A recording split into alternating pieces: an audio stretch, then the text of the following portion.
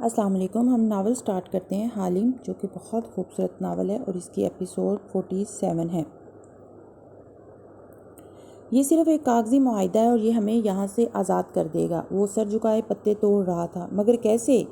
قدیم کہاوتیں کبھی غلط نہیں ہوتی آریانہ، اور ایسی ایک کہاوت کہتی ہے کہ سچ تمہیں آزاد کر دے گا،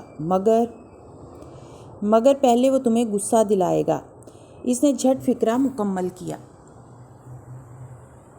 تو صرف سچ ہے جو ہمیں آزاد کرے گا۔ وہ ٹوکری رکھ کے اٹھ کھڑا ہوا، کپڑے جھاڑے اور جوتے پہنے۔ آج کل وہ خود سے باتیں کم کرتا تھا، اس کے پاس سارے جواب موجود ہوتے تھے۔ سادہ کرتے پاجامے، کمر کے گرد کپڑا باندھے وہ پہلے سے زیادہ پر امید لگ رہا تھا۔ جو اس دنیا میں ہوگا وہ اس دنیا میں رہ جائے گا۔ میں کوئی نیا رشتہ ساتھ نہیں لے کر جاؤں گا۔ مجھے کسی رشتے کو بنانے میں دلچسپی نہیں ہے آریانہ، مجھے صرف آزادی چاہیے۔ وہ پھر مڑ گیا۔ آریانہ اس کی گردن کے پیچھے مہر دیکھ سکتی تھی۔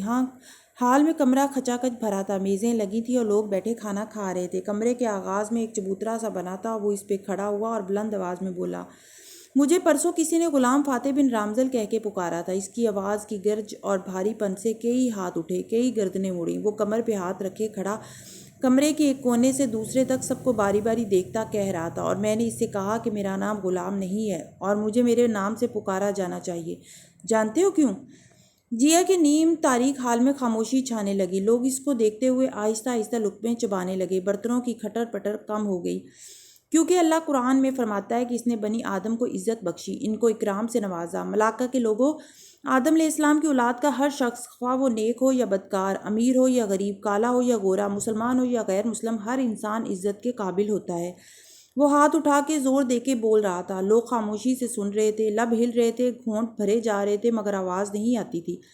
بھلے ہمیں کوئی انسان برا لگتا ہو، بھلے ہمیں کسی سے نفرت ہو، مگر ہم سب پر لازم ہے کہ ہم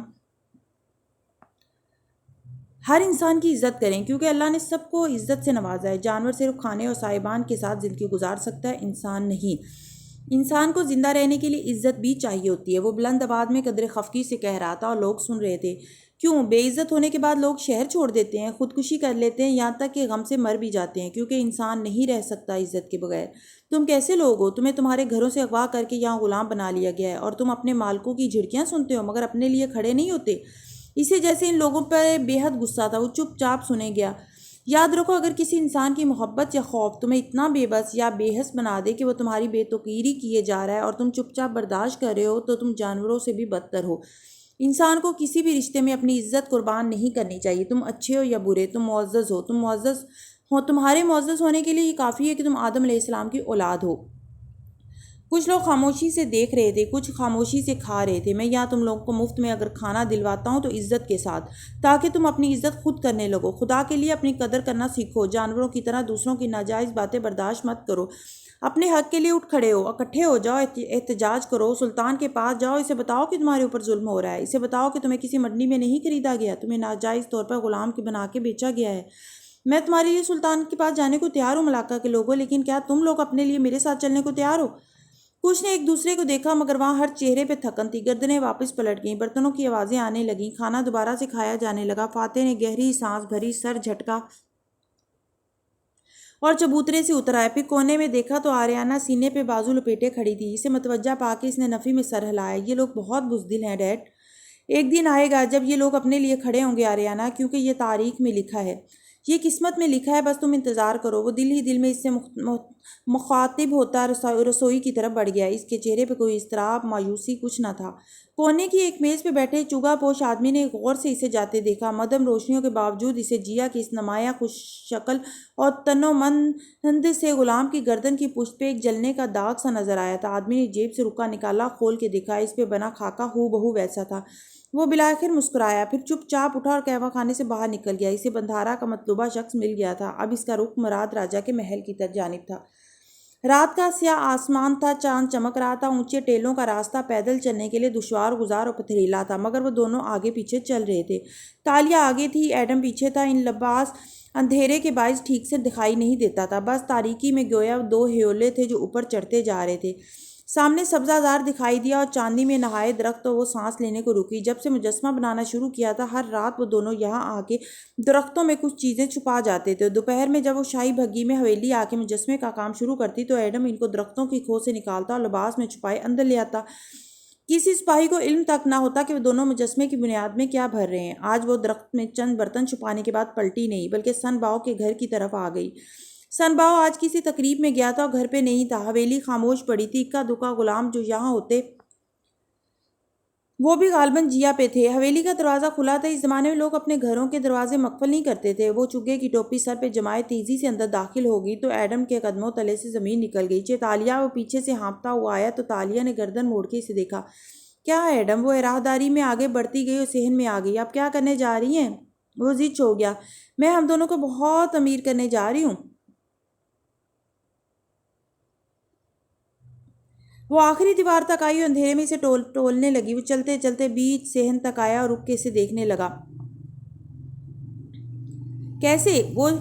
وہ پلٹی اور چمکتی آنکھوں سے اس کی آنکھوں میں دیکھا۔ تاشا کے خزانے سے جب ہم دونوں کھود کے نکال لیں گے وہ تو مجھے معلوم ہے، مگر ابھی آپ کیا کر رہی ہیں؟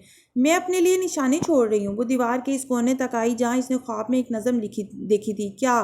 وہ حیران رہ گیا۔ کیا تم اب بھی نہیں سمجھے ایڈم کہ تاشا نے اس دیوار پہ وہ نظم کیوں لکھی تھی؟ وہ مسکرائی۔ کیوں؟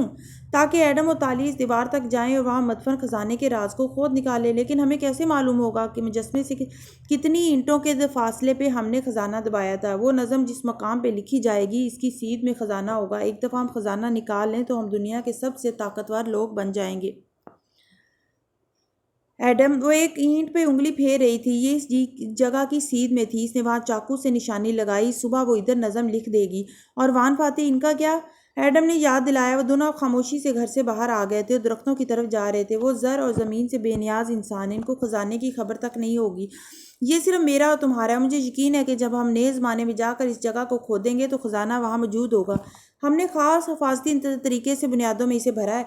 ویسے نئے زمانے میں اس سب کی کیا قیمت ہوگی؟ اس کو بھی دلچسپی ہوئی۔ بندھارا کی نوکرانی، شریفہ کے خطوط سے لے کے سلطان کے زیر استعمال مہر شدہ جام تک، یہ ساری پھینکی ہوئی چیزیں جب ہم نکال کے ماہرین کے پاس ٹیسٹ کے لیے لے کر جائیں گے تو یہ چیزیں ہر ٹیسٹ پاس کر جائیں گی۔ ہم ان کی عرب اور یورپی ممالک میں نیلامی کروائیں گے اور ایک ایک چیز کروڑوں ڈالر میں بکے گی۔ تم اور میں بہت امیر ہونے جا رہے ہیں ایڈم۔ پھر ایک دم وہ مسکرائی اور اوپر سیاہ آسمان کو دیکھا۔ یہی منظر تھا جو میں نے خواب میں دیکھا تھا۔ مجھے لگا تھا اس میں ہم خزانہ ڈھونڈنے کی بات کر رہے ہیں، مگر نہیں، اس میں ہم خزانہ دبانے کے بعد کھود کے نکالنے کی بات کر رہے ہیں۔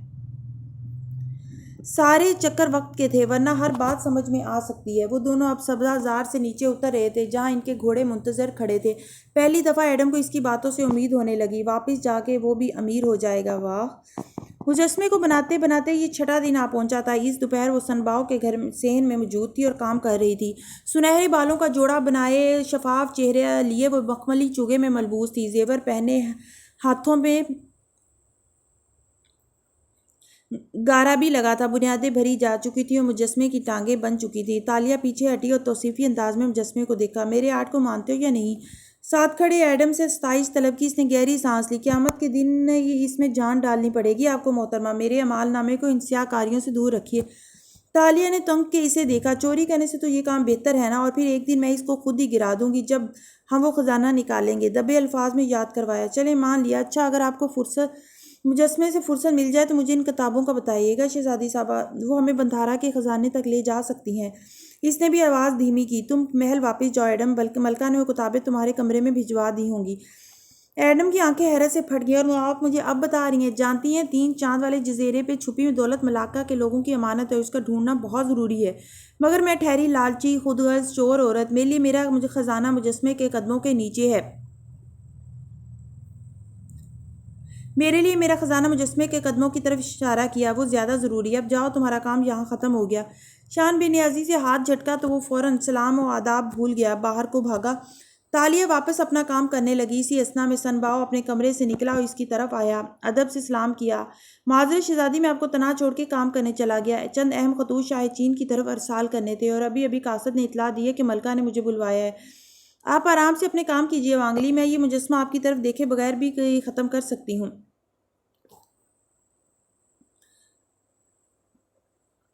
اس نے جواب دیا۔ کل تک یہ تیار ہو جائے گا۔ وہ جھکی اور گارے کو ہاتھوں میں بھرے اٹھی، وانگلی کی طرف پوچھتی۔ وانگلی ممنونیت سے مسکرایا۔ آپ کا شکریہ شہزادی، میری پرانی خواہش پوری کرنے کے لیے۔ شہزادی نے جواب نہیں دیا۔ برآمدے کی طرف پشت کیے وہ مجسمے کے اوپر مٹی لیپتی رہی۔ کتنی دیر گزری اسے علم نہ ہو سکا، وانگلی کام سے چلا گیا اور وہ مجسمہ بناتی رہی، البتہ آوازیں سنائی دی تھیں۔ کوئی باہر سے آیا تھا اور برآمدے کی طرف آنے کی بجائے راہداری سے سیڑھیوں کی طرف مڑ گیا تھا۔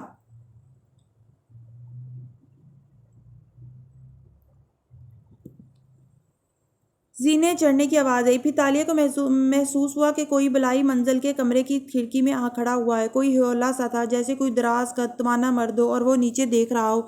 جہاں صحن کے کونے میں وہ کھڑی تھی، مخملی چگا پہنے جو شہزادیاں سفر میں پہنا کرتی تھی، اس کی کھڑکی کی طرف پشت تھی، بالوں پہ ریشمی اور اوڑھنی لے رکھی تھی اور سر پہ جمے تاج کی پشت دکھائی دے رہی تھی۔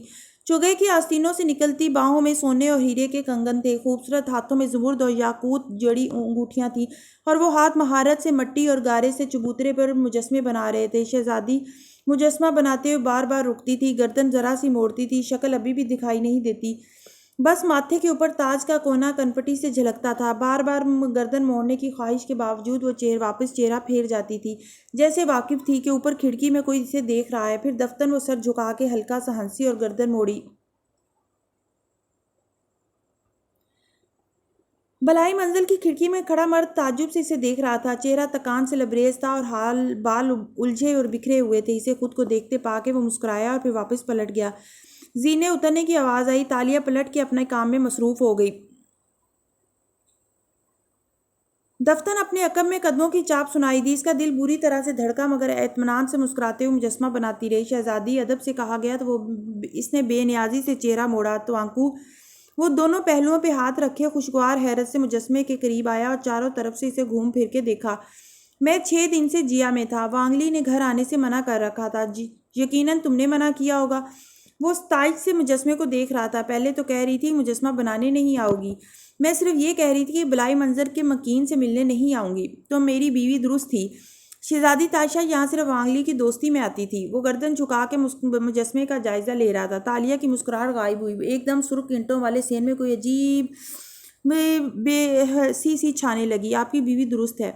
ایک چور نظر مجسمے تلے زمین پہ ڈالی جو اب برابر کر دی گئی تھی اور جس کے اندر بہت کچھ مدفن تھا۔ اور آپ کو مجھے میرا مقام یاد دلانے کے لیے اسرا بیگم کا ذکر کرنے کی ضرورت نہیں ہے، میں نے وہ فیصلہ صرف آپ کے اوپر بھروسہ کر کے لیا تھا۔ آواز میں درستی گھل گئی۔ ٹھیک کیا تھا۔ وہ ابھی تک مجسمے کو دیکھ رہا تھا، انداز بے نیاز سا تھا، اس کے لیے صرف آزادی اہم تھی، کوئی رشتہ، کسی کے احساسات، اس سب کا نتیجہ سب ثانوی چیزیں ہوتی تھی اس کے آگے۔ اگر آپ نے میرے کام کو سراہ لیا ہو تو پلیز ہٹ جائیے، مجھے میرا کام کرنے دیں، وہ سپاٹ سے انداز میں بولی تو فاتح نے بس مسکرا کے اسے دیکھا اور آگے بڑھ گیا۔ تالیہ کی طرف پشت ہوئی تو اس کی گردن کا نشان اس کی نظروں میں چبھا۔ تالیہ کا سانس تھم گیا۔ توانکو آپ نے وہ غازہ اتار دیا؟ اس نے مڑ کے تالیہ کو دیکھا، وہ کندھے اچکائے۔ تمہیں لگتا ہے وان فاتح کسی سے ڈرتا ہے؟ مسکرا کے سر جھٹکا اور برآمدے کی جانب چلا گیا۔ وہ ٹھنڈی سانس بھر کے رہ گئی، ان کے درمیان کچھ بھی نہ بدلا تھا، وہ جیسے سب بدل گیا۔ میں اگلے 3 دن مجسمہ بنانے کے لیے روز آؤں گی، کوشش کیجیے گا کہ آپ وہ وقت جیا میں ہی گزاریں تاکہ میں آرام سے اپنا کام کر سکوں۔ قدرے خفگی سے اسے پکارا مگر وہ انسنی کر کے اندر جا چکا تھا۔ گستاخ! وہ سر جھٹک کے واپس مجسمے کی طرف متوجہ ہوئی۔ یہ تیسرے روز کی بات ہے جب وہ سن باؤ کے گھر سے تھکی ہاری واپس اپنے محل آئی اور اپنے کمرے میں داخل ہوئی تو ایڈم بن محمد بے چین سا وہاں بیٹھا اس کا انتظار کر رہا تھا۔ میز پہ چند کاغذ رکھے تھے، اسے دیکھ کے فوراً سے اٹھا۔ مجسمہ مکمل ہو گیا؟ اپنے سارے رازوں کے ساتھ وہ مکمل ہو گیا۔ وہ مسکراتے ہوئے اندر آئی، دروازے بند کیے اور ایک قندیل بجھا دی۔ روشنی ہلکی ہوئی اور کمرے کا ماحول پراسراریت میں ڈوب سا گیا۔ تھک گئی تھی؟ وہ جو کچھ اور کہنے لگا تھا، اس کے تکان زدہ چہرہ دیکھ کے بات روک دی۔ وہ سنگھار میز تک آئی اور ننھے صندوق سے خوشبودار گیلا رومال نکالا، پھر اس سے ہاتھ پونچھتے ہوئے بولی، میں نے ان معمولی چیزوں میں سے کوئی بھی چیز چرائی نہیں تھی ایڈم، میں نے وہ خود حاصل کی تھی جائز طریقے سے، سوائے شریفہ کے خطوط کے۔ ان کے لیے بھی آج ایک بھاری رقم اسے ادا کر دی ہے۔ وہ سوچ بھی نہیں سکتی کہ میں ان خطوط کو 600 سال بعد بیچنا چاہتی ہوں، مگر وہ خوش ہے اور میں بھی خوش ہوں، کیونکہ یہ خزانہ جو ہمیں بہت امیر کرے گا میری جائز کمائی ہوگا۔ پھر رومال رکھا اور مسکرا کے سنگھار میز کے کنارے پہ ٹک گئی۔ ایڈم واپس بیٹھا اور کاغذ سامنے پھیلائے۔ 3 چاند والا جزیرہ، ملاکا سے مغرب کی سمت، 1.5 دن کی مسافت پہ ہے، ہمیں جلد جلد وہاں جانا ہوگا۔ کچھ نقشے اس کتاب میں تھے اور کچھ میں نے شہر کے کتب خانوں سے اکٹھے کیے ہیں۔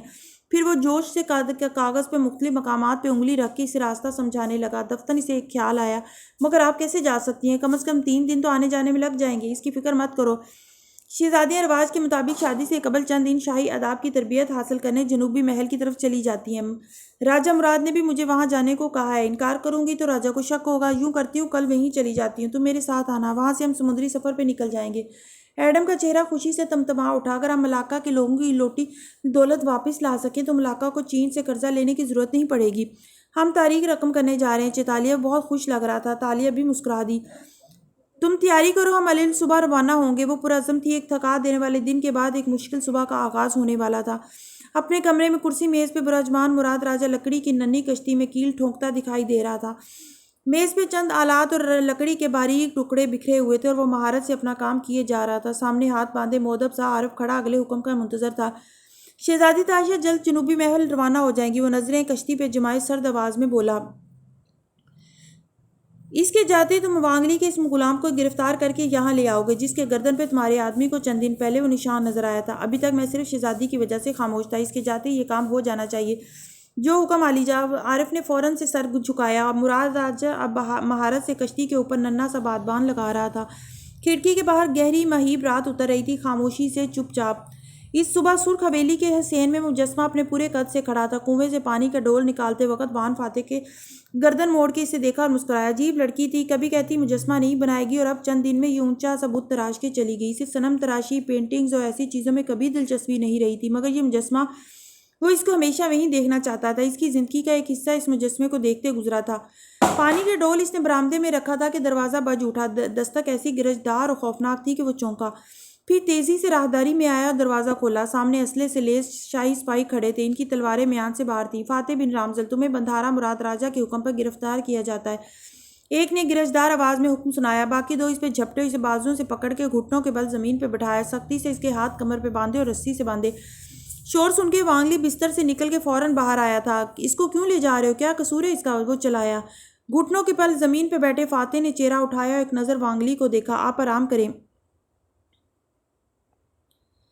آپ آرام فرمائیے مالک، مجھے اپنے سارے قصور معلوم ہے، مجھے ان کے ساتھ جانے دیجیے۔ وہ ضبط اور سکون سے نظر آ رہا تھا۔ انہوں نے اس کے کندھے پہ زور دے کے اسے گھٹنوں کے بل بٹھا رکھا تھا۔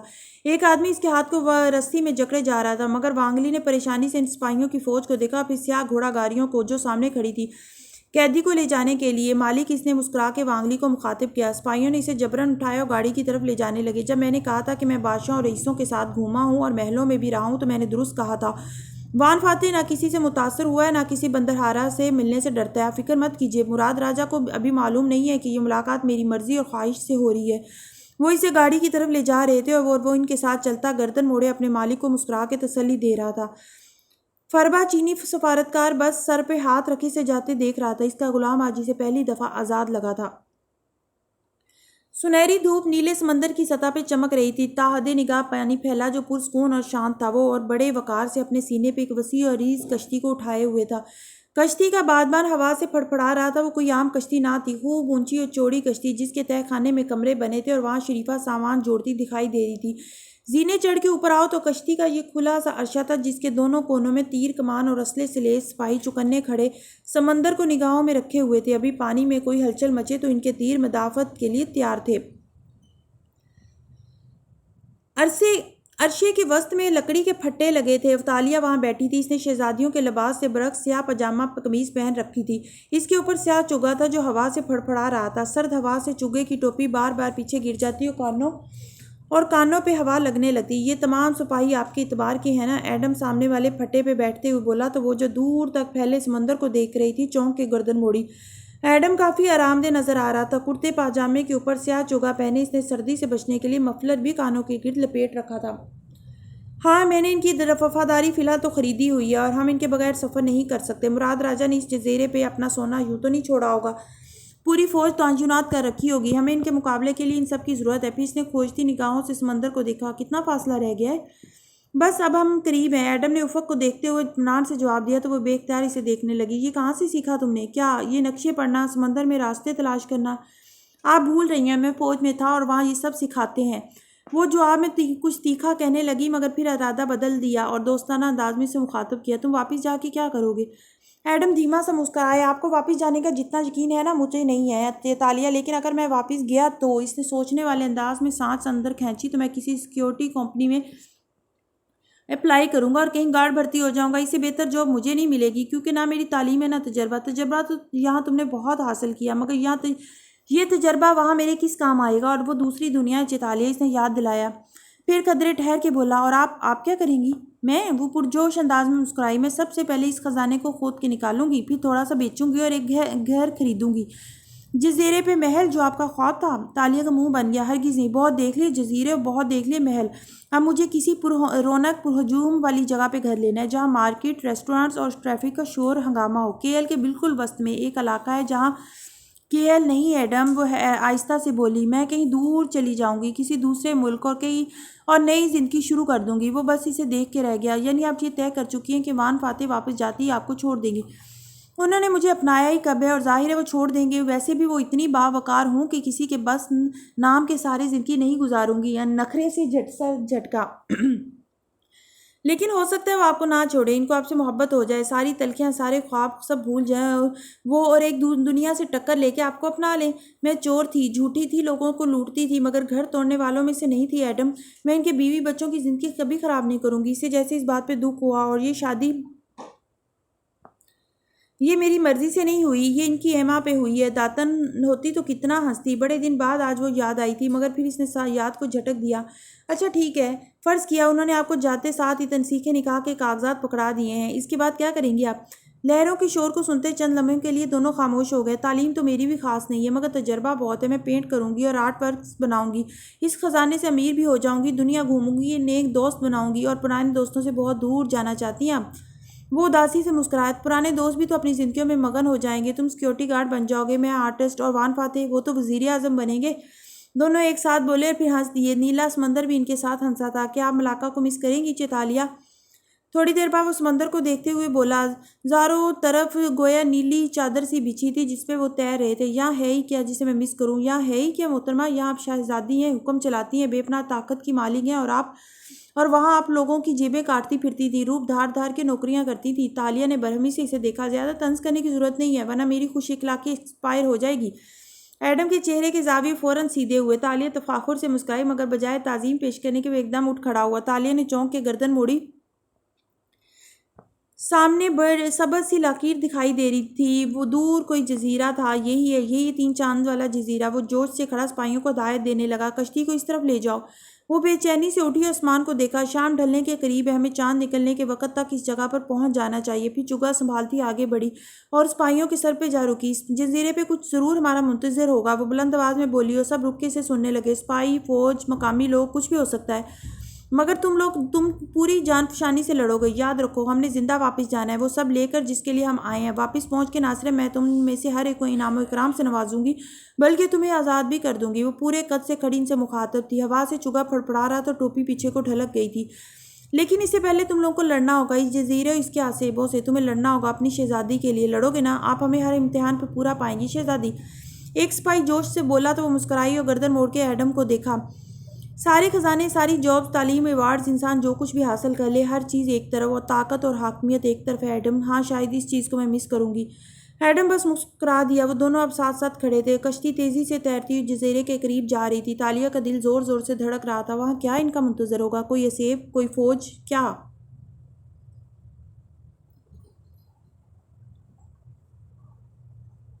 اور وہ بس یہی سوچتی جا رہی تھی. سلطنت محل میں شام اترتی دکھائی دے رہی تھی اور اونچی دیواروں پہ قندیلیں جلنے لگی تھی. غلام اور کنیزیں نظم و ضبط سے سارے کام نپٹاتے پھر رہے تھے. ایسے میں محل کی ایک اونچی بالکنی میں ملکہ یان سوفو کھڑی تھی. سینے پہ بازو لپیٹے وہ تاج اور زیورات سے لدی پھدی مسکرا کے نیچے دیکھ رہی تھی. وہ بڑے دن بعد وہ اتنی پرسکون نظر آتی تھی. اتنے پریشان کیوں ہو وانگلی؟ اس کا مخاطب چینی سفارتکار عقب میں کھڑا چہرہ بے چین اور اداس لگتا تھا. ملکہ عالیہ، مراد راجہ نے میرے غلام کو گرفتار کر لیا ہے. مجھے یہ سوچ کے خوف آ رہا ہے کہ اب کیا ہوگا. خوف کی بات نہیں ہے وانگلی، وہ پرسکون سی دور نیچے پھیلے باغات کو دیکھتے ہوئے کہہ رہی تھی. جلد یا بدیر یہ تو ہونا ہی تھا. بندھارا اس کو قید کر کے اس کے ساتھ جو بھی سلوک کرے وہ دکھ کی بات ہو سکتی ہے مگر خوف کی نہیں. مراد راجہ کو اس نکاح کا علم ہو گیا تو علم تو ہونا ہی تھا مگر میرا نام نہیں آئے گا اور تم سفارتکار ہو. تمہارا کوئی بال بھی بیکا نہیں کر سکتا. اور فاتح اور شہزادی تاشا یہ اب ان کا مسئلہ ہے. بھلے مراد اپنی بیٹی کو گلے سے لگائے یا گستاخ غلام کی گردن اتار دے، ہر صورت میں سلطان تک خبر پہنچ جائے گی کہ شہزادی تاشا کسی کی منقوہ ہے. میرا مسئلہ یہیں تک تھا، وہ ختم ہو جائے گا. وہ ہولے ہولے اپنے کان سے لٹکتے بندے پر انگلی پھیر رہی تھی. واقعی ہمارا مسئلہ تو ہر حال میں ختم ہو جائے گا۔ وانگلی نے گہری سانس بھری، پھر جیسے اسے ملال ہو، مگر مجھے فاتح کے لیے دکھ ہو رہا ہے ملکہ۔ اس کی پیشانی روشن تھی، وہ قید خانے کا ایندھن نہیں بن سکتا تھا۔ میں نے کہا نا، خوف کی بات نہیں ہے، دکھ کی ہے۔ جب میں نے سنا تھا کہ چین کے پہاڑوں پہ ایک سرخ دھاریوں والے نایاب پرندے کی نسل ختم ہو رہی ہے تو مجھے بہت دکھ ہوا تھا۔ میں تب 6 برس کی تھی، مجھ سے کتنے دن کھانا نہیں کھایا گیا، میرا دل دکھ گیا تھا۔ مگر وہ چہرہ وانگلی کی طرف پھیرا، کھلے دل سے مسکرائی۔ دل کی یہی تو اچھی بات ہے، اس کے دکھ درد تھوڑے عرصے بعد بھول جاتے ہیں۔ بس تاج سلامت رہے، دل میں بہت جگہ ہے وانگلی۔ بجا فرمایا ملکہ، اس سے اتفاق کرتا لازمی ہوں۔ سو تائیدی انداز میں وانگلی نے سر کو خم دیا۔ وہ واپس نیچے باغات کو دیکھنے لگی، لالی لگے ہونٹوں پہ مسکراہٹ رنگ رہی تھی۔ مراد راجہ کے دربار کے دروازے بند تھے اور وہاں مسلح دار پہرے دار کھڑے تھے۔ سامنے سے 2 سپاہی فاتح کو اپنے آگے چلاتے لاتے دکھائی دیے۔ اس حال میں کہ اس کی ہتھکڑیوں سے بندھی زنجیریں پیروں تک لپٹی ہوئی تھی، اس کی شیپ بڑی تھی اور آنکھوں میں کوئی خوف نہ تھا، بس نظریں گھما کے در و دیوار کا جائزہ لیتے قدم اٹھا رہا تھا۔ ایک سپاہی نے بازو سے جبراً دھکیلنا چاہا تو فاتح رک گیا اور ایک ٹھنڈی نظر اس پر ڈالی۔ میں خود چل سکتا ہوں، مجھے ہاتھ مت لگاؤ۔ کوئی روب تھا یا کیا؟ سپاہی نے اس کی کوہنی چھوڑ دی۔ وہ گردن اٹھائے سیدھ میں دیکھتے آگے بڑھتا گیا۔ زنجیریں تھامے سپاہی اس کے ہمراہ چپ چاپ چلتے آئے۔ پہرے داروں نے دربار کا دروازہ کھولا تو فاتح نے سامنے دیکھا، طویل سا دربار، درمیان میں لمبا سرخ قلین بچھا تھا جو آخر میں چبوترے تک جاتا تھا۔ چبوترے کے اوپر تخت رکھا تھا جس پہ فان فاتح کی نظریں اس کے پیروں سے ہوتی چہرے تک اٹھی تھی۔ مراد راجہ برجمان تھا۔ شاہی قبا دائیں بائیں پھیلا رکھی تھی، ایک ہاتھ گھٹنے پہ رکھا، دوسرا شاہانہ انداز میں پہلو پہ رکھا ہوا تھا۔ ماتھے پہ سرخ پٹی بندھی تھی اور لمبے سیاہ بال کندھوں تک جھول رہے تھے۔ وہ اپنی عقابی چمکدار آنکھیں وہ قیدی پہ جمائے ہوئے تھا جو سفید کرتے پاجامے ملبوس زنجیروں میں جکڑا سامنے سے چلا آ رہا تھا۔ قدرے بڑھی ہوئی شیو، چھوٹے بال جو ملاقہ میں غیر معمولی لگتے تھے کیونکہ مردوں عورتوں سب کے بال لمبے ہوتے تھے، اور چھوٹی آنکھیں جو مراد پہ جمی تھیں۔ وہ پہلی نظر میں مقامی باشندہ نہیں لگتا تھا۔ سامنے آؤ، مراد نے 2 انگلیوں سے اشارہ کیا۔ آواز کھردری اور رعبدار تھی۔ فاتح سرخ قلین پہ ننگے پاؤں آگے چلتا آیا۔ سپاہی ساتھ ساتھ چل رہے تھے یہاں تک کہ وہ چبوترے کے عین سامنے آ رکا۔ تو تم فاتح ہو اور تم مراد ہو، مراد راجہ؟ وہ اسی کے انداز میں بولا تو چبوترے کے نیچے دربان کی طرح کھڑے عارف نے گھرکا۔ تم اس وقت ملاقہ سلطنت کے بندھارا اور مراد راجہ کے دربار میں کھڑے ہو، ادب سے بات کرو۔ ہمارے زمانے میں ادب اتنا ہی ہوتا ہے بس۔ ان لمبے لمبے القابات خطابات سے نہیں پکارتے لوگوں کو، بھلے وہ ملک کے سربراہ ہی کیوں نہ ہو، صرف ان کا نام لینا کافی ہوتا ہے۔ پھر نظریں گھما کے عارف کو دیکھا، مگر خیر تم ہمارے زمانے سے واقف نہیں ہوگے، وہ تمہارے ملاقہ سے بہت مختلف ہے، اور تم لوگ باہر جاؤ۔ عارف نے تیزی سے سپاہیوں کو مخاطب کیا اور فوراً باہر نکل گیا۔ فاتح ہلکا سا مسکرا کے مراد کو دیکھا جو تخت پہ بیٹھا ہنوز اسے گھور رہا تھا۔ تو صرف تمہارا یہ دربان تمہارے شکار بازی کے رازوں سے واقف ہے، اچھی بات ہے، کوئی رازدار ہونا چاہیے، ورنہ سب سے زیادہ تنہائی تخت پہ بیٹھنے والے کے مقدر میں ہوتی ہے راجہ۔ اور تم کیا جانتے ہو تخت پہ بیٹھنے والوں کے بارے میں؟ مراد اس پر سے ایک لمحے کو بھی نگاہ نہیں ہٹا پا رہا تھا۔ عجیب بے خوف سا آدمی تھا۔ میں اپنے ملک میں ایسے ہی لوگوں میں سے تھا، کیا تالیہ نے نہیں بتایا؟ وہ ذرا سا مسکرا کے بولا، میں اپنے ملک کا بندھارا بننے والا تھا مراد راجہ۔ تاشا سے کیا مراد ہے تمہارا؟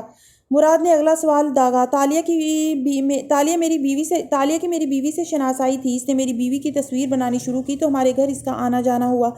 بعد میں مجھے معلوم ہوا کہ وہ خزانے کی کھوج میں ہے۔ اس خزانے کو ڈھونڈتے ڈھونڈتے اس نے وقت کا دروازہ پار کیا اور میں صرف اس کو روکتے روکتے ساتھ آ گیا۔ اور تم اسے کیوں روکنا چاہتے تھے؟ کیا تالیہ نے تمہیں نہیں بتایا مراد کہ وہ اس دنیا میں کیا تھی؟ فاتح ہلکا سا مسکرایا۔ وہ نیچے کھڑا تھا اور مراد اوپر بیٹھا تھا، مگر دونوں کی آنکھیں ایک دوسرے پہ جمی تھی۔ وہ ایک چور تھی، بہروپ بدل بدل کے لوگوں کو لوٹنے والی۔ اسے قائل کرنے کا فن آتا تھا، وہ لوگوں سے اپنے مطلب نکلوا لیتی تھی اور اسے مال و زر سے بہت محبت تھی، اب بھی ہے، لیکن اس سفر نے اسے بدل دیا ہے۔ وہ واپس جانا چاہتی ہے کیونکہ اسے خود کو بدلنا ہے۔ مراد تمسخر سے مسکرایا۔ انسان اپنی فطرت نہیں بدل سکتا غلام فاتح، اور وہ واپس نہیں جانا چاہتی۔ کیا تمہیں معلوم نہیں کہ اس کی سلطان مرسل شاہ سے شادی ہو رہی ہے؟ تمہاری دنیا میں کی گئی شادی کی ہماری دنیا میں کوئی اہمیت نہیں ہوگی مراد راجہ۔ تمہیں مجھے اور تالیہ کو واپس بھیجنا ہوگا۔ میں تمہارے قہوہ خانے کے لوگوں جیسا نہیں ہوں جو تمہاری تقریر سے متاثر ہوں۔ ویسے کیوں کرتے ہو تم وہاں تقریریں؟ یہ فطرت ہے میری، انسانوں کو کسی جابر حکمران کا غلام بنے دیکھ نہیں سکتا، اور پھر تمہاری نظروں میں آنا چاہتا تھا۔ کافی دیر لگی تمہیں میری گردن کی مہر سے مجھے پہچانتے۔ تمہیں کیا لگتا ہے مراد راجہ یہ ملاقات تمہاری خواہش سے ہو رہی ہے؟ ہاں تمہاری بیٹی نے مجھے ایک کام سکھا دیا ہے، چال ایسے چلنی چاہیے کہ دوسرے کو لگے یہ اس کا اپنا منصوبہ تھا، اور میرا منصوبہ یہ ہے کہ تم اب کبھی دوبارہ سورج کی روشنی نہیں دیکھ سکو گے۔ تم اپنے ہاتھوں سے ہمیں چابی دو گے مراد راجہ، تم نہیں جانتے مگر میں جانتا ہوں، تمہارے پاس میری بات ماننے کے سوا کوئی چارہ نہیں ہوگا۔ تم کہہ رہے ہو کہ تم اس وقت مستقبل سے واقف ہو، میں ماضی سے واقف ہوں راجہ، وہ مسکرا کے کہہ رہا تھا۔ زنجیروں میں جکڑے ہونے کے باوجود اس کا انداز ٹھنڈا اور شانت تھا۔ میں نے تمہاری بات سن لی فاتحہ، اب میری بات غور سے سنو۔ مراد کونی گھٹنے پہ رکھے آگے کو جھکا، تم بندھارا رہو گے اپنے ملک کے، یہاں تم صرف ایک غلام ہو، جلد ایک بھولی بسری داستان بن جاؤ گے۔ مجھے نہیں معلوم کہ تم کیا کھیل کھیل رہے ہو، مگر میں تمہیں اپنی بیٹی یا اس کی زندگی کے قریب بھی برداشت نہیں کروں گا۔ تم اب قید میں رہو گے، تمہیں دوبارہ تب بلایا جائے گا جب مجھے لگے گا کہ تم میرے کسی کام آ سکتے ہو، اس لیے عارف کو اشارہ کی سے لے جاؤ۔ جانتے ہو میری سب سے بڑی طاقت کیا ہے مراد راجہ؟ عارف سپاہیوں کو آواز دینے لگا تھا کہ وہ بولا، میں سچ بولتا ہوں، تمہارے ساتھ بھی میں نے صرف سچ بولا ہے۔ مجھے قید کیوں کر رہے ہو؟ میں نے تمہارے ساتھ کیا برا کیا ہے؟ تم وانگلی کے غلام ہو اور وہ ملکہ کا آدمی ہے، وہ دونوں بھی جلد نیست و نابود ہو جائیں گے، اس لیے تم ملکہ آج سے 32 سال بعد مرے گی، وہ بھی سرخ پھوڑے نکلنے سے۔ الفاظ تھے کہ کیا راجہ مراد سن ہو گیا۔ عارف اپنی جگہ ٹھہر گیا۔ زنجیروں میں جکڑا قیدی گردن اٹھائے عام سے انداز میں کہہ رہا تھا، ملک بدر ہونے کے بعد ملکہ غمنامی کی زندگی اختیار کر لے گی اور کئی سال ایسے ہی گزار دے گی، پھر آج سے 32 سال بعد چین کے ایک پرانے محل میں اسے موت آئے گی۔ ملک بدر؟ عارف بڑبڑائے، وہ ملک بدر کیوں ہوگی؟ جب مرسل شاہ کے خلاف گزشتہ سلطان کے بیٹے بغاوت کر دیں گے اور تھوڑے ہی عرصے بعد اس کا تخت الٹ دیں گے تو وہ ملک بدر کر دی جائے گی۔ مرسل کا المناک انجام ہوگا، منصور شاہ اگلا حکمران بن جائے گا اور پدو کا راجہ تن پیراک اس کا بندھارا ہوگا۔ اگلے 50 سال سے زیادہ پدو کا راجہ ملاقہ سلطنت کا بندھارا رہے گا۔ اس دوران 2 یا 3 سلاطین بدل جائیں گی مگر بندھارا ایک ہی رہے گا۔ یان سوفو کا باپ اگلے 10 سال حکومت کرے گا اور پھر اپنے چھوٹے بیٹے کو شاہ چین نامزد کر کے مر جائے گا۔ اور اس کا بڑا بیٹا؟ عارف بولا فوراً۔ مراد پتھر ہوا سن رہا تھا۔ اس کا بڑا بیٹا تو اب تک مر چکا ہوگا، اس مہینے کی 4 تاریخ کو اس نے طاعون سے مر جانا تھا۔ نہیں، مراد چونکا، تم جھوٹ بول رہے ہو، وہ پچھلے ماہ ملاقہ آیا تھا، بھلا چنگا تھا، اور 10 دن پہلے اس کا خط بھی آیا تھا۔ تم میرے دماغ سے کھیلنے کی کوشش کر رہے ہو فاتح، مگر میں راجہ عارف کنگھارا تو مراد نے چونک کے اسے دیکھا۔ ابھی ایک گھڑی قبل چین سے خط موصول ہوا تھا، گزشتہ ہفتے ملکہ یان سوفو کا بھائی واقعی طاعون سے مر گیا ہے، سب سے پہلے میرے آدمی نے خبر دی ہے، ملکہ کو خود ابھی خبر نہیں ملی، میں آپ کو غلام سے ملنے کے بعد بتانا چاہتا تھا، عارف نے آہستہ سے بتایا۔ مراد کی رنگت سفید پڑنے لگی، اس نے بے یقینی سے قیدی کو دیکھا جو اسی طرح کھڑا تھا، عام سا انداز، بے نیازی۔ مراد اپنی جگہ سے اٹھا اور زینے اتر کے نیچے اس کے سامنے آ کھڑا ہوا۔ تم یہ سب کیسے جانتے ہو؟ تاریخ کی کتابوں میں نے تمہاری ساری داستانیں پڑھ رکھی ہیں مراد راجہ، کیا تم جاننا چاہتے ہو کہ تمہارا انجام کیا ہوگا؟ وہ الفاظ روح کھینچ لینے والے تھے، سانس روک دینے والے تھے، جیتے جی مار دینے والے تھے۔ مراد راجہ، کیا تم جانتے ہو کہ تمہیں کس زمین پر موت آئے گی؟ مراد پلک جھپکے بنا اسے دیکھتا رہا۔ فاتح نے چند لمحے کا انتظار کیا، پھر لب کھولے۔ ایک دن آئے گا مراد جب تم ملاقہ کے شہر کے چوک میں بس وہ دھاڑا، بس میں نہیں جاننا چاہتا کہ میرا کیا ہوگا، میں اپنی موت کے بارے میں کچھ نہیں جاننا چاہتا۔ سارے سائے جو اس کے چہرے پہ آئے تھے وہ اب گزر چکے تھے، مراد سنبھل چکا تھا اور اس کے چہرے کی سختی میں اضافہ ہو گیا تھا۔ درست فرمایا راجہ، کوئی انسان نہیں جاننا چاہتا کہ وہ کون سی زمین پہ مرے گا، میں خود بھی نہیں۔ پھر عارف کی طرف دیکھا، میں واپس قید میں جانے کے لیے تیار ہوں، جلد تم لوگوں کو میری ضرورت پڑے گی، تب مجھے باہر لے آنا۔ وہ اپنے تئیں ملاقات ختم کر چکا تھا، مڑنے ہی لگا تھا کہ مراد پکار اٹھا، اور تاشا میری بیٹی، اس کا کیا ہوگا؟ اس کی آواز میں کچھ تھا جو فاتح مڑتے مڑتے رکا اور اس کی طرف گھوما، پھر اس کی آنکھوں میں دیکھا۔ میری ایک بیٹی تھی جو مراد، جو پہاڑوں میں کھو گئی تھی۔ میں نہیں سمجھتا کہ تمہیں ایسا سوال پوچھنا چاہیے، مجھے بتاؤ میری بیٹی کا کیا ہوگا؟ وہ مضطرب ہو گیا تھا۔ وان فاتح نے گہری سانس لی اور جب بولا تو اس کی آواز مغموم تھی۔ شہزادی تاشا تاریخ کا ایک خوبصورت مضبوط کردار تھی جس کی داستان بہت مختصر تھی، اس نے کچھ اچھے کام کیے تھے جس کے باعث اس کو اچھے الفاظ میں یاد کیا جاتا ہے، مگر آخر میں وہ ٹھہرا، آخر میں اس کا انجام بھی افسوسناک ہوا تھا۔ کیا ہوا تھا اس کے ساتھ؟ کیا لکھا ہے تمہاری کتابوں میں؟ وہ بے چین سا ہوا۔ مجھے بتاؤ تاکہ میں اس کو ہونے سے روک سکوں۔ وہ ایک سمندری سفر پہ گئی تھی جس سے وہ لوٹ کے نہیں آئی تھی، اگر تم اس کو بچانا چاہتے ہو تو اسے کسی سمندری سفر پہ نہ بھیجنا۔ مراد کے دل پہ کسی نے پیر رکھ دیا۔